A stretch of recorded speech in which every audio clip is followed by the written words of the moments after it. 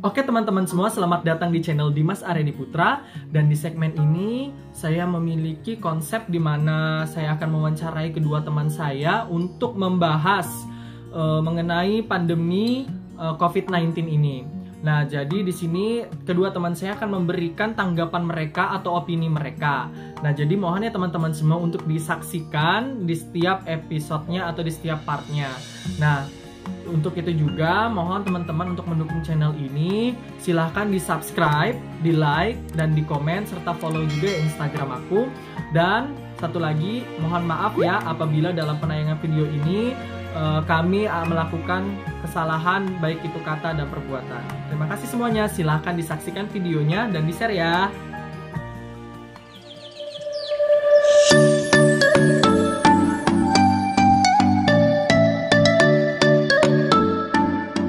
Halo teman-teman semua, jadi di siang hari ini kita akan bahas mengenai isu terkini lah mengenai pandemi COVID-19. Nih pendapat-pendapat kalian yang perlu saya ketahui nih untuk teman-teman semua yang di luar sana mengenai tanggapan kalian sebagai mahasiswa lah, terutama mahasiswa hukum. Tapi kita di sini pembahasannya pembahasan santai. Nah, jadi apa sih tanggapan kalian sendiri gitu menanggapi masuknya COVID-19 di Indonesia yang awalnya dulu masih 2 dan sekarang itu udah 4 ribuan ya. Nah, apalagi sudah masuk di kota kita sendiri, kota Samarinda. Nah, bagaimana sih tanggapan kalian terhadap masuknya COVID-19 di Indonesia, terutama di Samarinda juga? Untuk pertama yang menjawab boleh Ainal Khalifah atau Khalif. Oke, baik. Terima kasih, Dimas. Kalau aku ngelihatnya ya, bahwasannya COVID-19 ini memang sebuah penyakit yang uh, cepat menularnya gitu. Sehingganya memang butuh penanganan dan antisipasi yang lebih dari sekedar uh, cuman hanya apa ya bahasanya itu, cuman hanya sekedar ya seadanya, tapi perlu sebuah kebijakan maksimal yang presisi dan juga segala perhitungan. Nah, masuknya COVID-19 di Indonesia ini sebenarnya kalau dari pandangan aku ya cukup disayangkan. Kenapa? Pertama, kalau kita ngelihat awal-awal pemerintah Indonesia ketika pertama kali booming tuh COVID-19 di Cina kan, Iya, kita sibuk self-denying gitu. iya, Bilang betul. bahwasannya nggak bakal masuk COVID karena cuaca dan Iya, lain-lain. Ternyata ketika masuk pun respon dari pemerintah iya, betul. itu bisa dibilang cukup mengecewakan ekspektasiku. Yang mereka lakukan adalah yang pertama sewa buzzer gitu, sewa selebgram, sewa influencer buat gimana kampanye semua COVID. Loh, Mm-mm. COVID ini masalah kesehatan gitu ya kan, Iya, nggak akan betul. cukup kemudian untuk ya influencer atau buzzer, tapi harus ada penanganan yang serius. Iya, Nah, betul.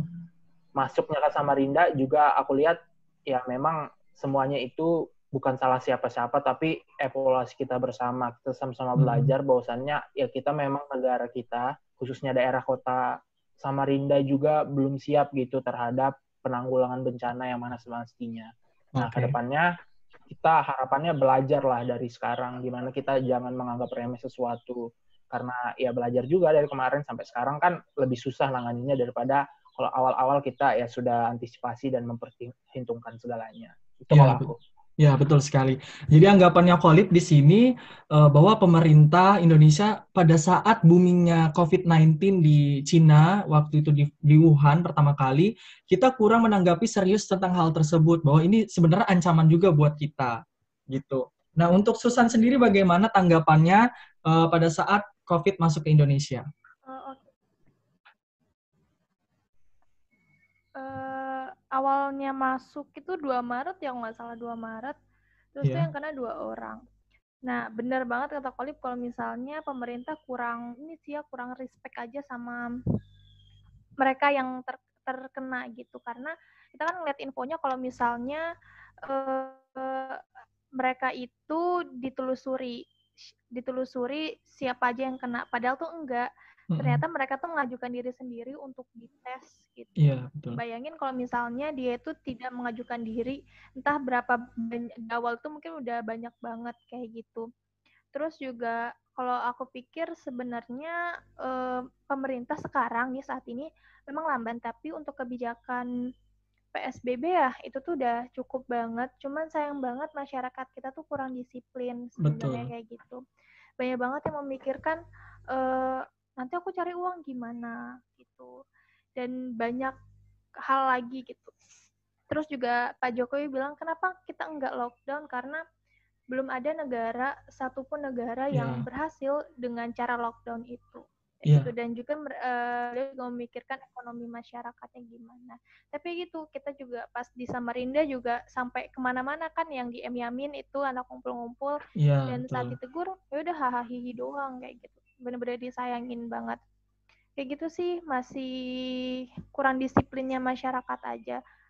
Jadi sedih aja gitu ngeliatnya, semuanya itu seakan-akan saling menyalahkan, antara pemerintah menyalahkan rakyat yang tidak disiplin, dan rakyatnya juga pun menyalahkan pemerintah yang tidak begitu tegas. Seperti itu sih. Oke, jadi dari Susan sendiri beranggapan bahwa ada nih kedua belah pihak yang sebenarnya kita jangan saling menyalahkan, tapi kita saling support, baik itu pemerintah maupun rakyat, ataupun rakyat terhadap pemerintah, supaya kita sukses nih untuk menghadapi ujian terberat baik Indonesia maupun dunia saat ini. Oke, ini pertanyaan kedua nih ya. Jadi, apa sih ini tanggapan kalian sebagai mahasiswa? Sebagai generasi muda juga nih ya, melihat keadaan sekarang di mana banyaknya anak muda yang menggunakan media sosial, tapi bukannya untuk hal-hal yang positif, tapi malah sebaliknya membuat apa ya, keadaan semakin memperkeruh suasana, terus juga membuat tindakan-tindakan yang tidak terpuji. Seperti contohnya gitu kan, banyak nih yang viral, ada yang merefill hand sanitizer yang seharusnya kita menggunakannya itu secukupnya saja supaya tidak membuat keresahan juga dengan kelangkaan hand sanitizer, penggunaan masker yang ada penimbunan dan segala macam, terus juga penggunaan sarung tangan medis dan kekurangannya APD. Nah, seharusnya sekalian nih sebagai mahasiswa dan juga sebagai generasi muda, apa sih yang kalian lakukan untuk menginfluence orang banyak menggunakan media sosial terhadap isu-isu sekarang ini mengenai pandemi COVID-19. Untuk yang pertama bisa Susan dulu menjawab. Oke, mungkin yang viral tuh kayak ini ya, bisa dibilang teman-teman artis Instagram yang masih kecil-kecil lah bisa dibilang. Jadi pemikirannya tuh masih ya yang penting gue viral, banyak yang endorse udah gitu loh. Jadi Yeah. sangat amat disayangkan gitu. Bahkan saat dimintai pertanggungjawaban, responnya cuman kenapa gue kan beli di situ gitu. Tapi Yeah. sangat amat disayangkan aja sih, untuk sebuah konten dia rela dihujat gitu. Apalagi kita tahu banget kekuatan netizen Indonesia kan, kalau nggak ngehujat kayaknya nggak keren kayak gitu. Iya, betul. Nah terus tuh juga ada YouTuber yang pakai sarung tangan latex gitu. Dia mengedukasi, katanya kita harus menggunakan sarung tangan latex untuk menghindari COVID. Tapi di sisi lain dia juga menggunakannya tuh untuk menyentuh wajah dan sebagainya, tuh sama sekali aneh gitu nggak sih? Kalau kita orang-orang yang mungkin cukup paham ya aneh gitu loh. Terus Iya. juga ada lagi yang buat hand sanitizer sembarangan gitu loh. Kayak anak-anak farmasi tuh kuliah mahal kali. Kita juga tahu kalau UKT-nya anak farmasi mahal gitu. Dia kuliah mahal untuk ngebuat produk kayak gitu, dan dia memberikan tutorial asal-asalan kayak gitu. Betul. Setuju. Sangat ini sih kayak mengharukan aja gitu, kayak kamu itu terlihat menginfluence orang tapi salah gitu. Dan bayangin berapa banyak orang yang mengikuti itu dan salah kayak gitu. Terus kalau untuk aku sendiri nih, mungkin gimana akunya untuk mengedukasinya lebih ke pribadi. Misalnya ada adik-adik atau orang-orang yang mungkin seperti itu, tidak menghujatnya secara langsung via komen atau gimana, tapi benar-benar menjaprinya secara langsung gitu. Kalau misalnya ini salah kayak gitu, lebih baik seperti ini. Kita tidak hanya mengkritik, tapi juga memberikan solusi di situ saat memberikan sebuah tanggapan. Itu sih. Oke, betul. Benar sekali yang katanya Susan bilang tadi. Seharusnya kita sebagai generasi muda menggunakan media sosial juga harus benar-benar nih. Jangan sampai kita menginfluence orang, tapi salah. Kita nggak tahu ilmunya, jangan sembarangan dong.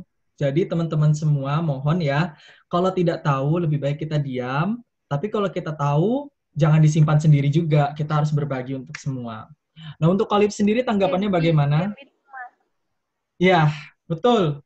Untuk Khalif bagaimana?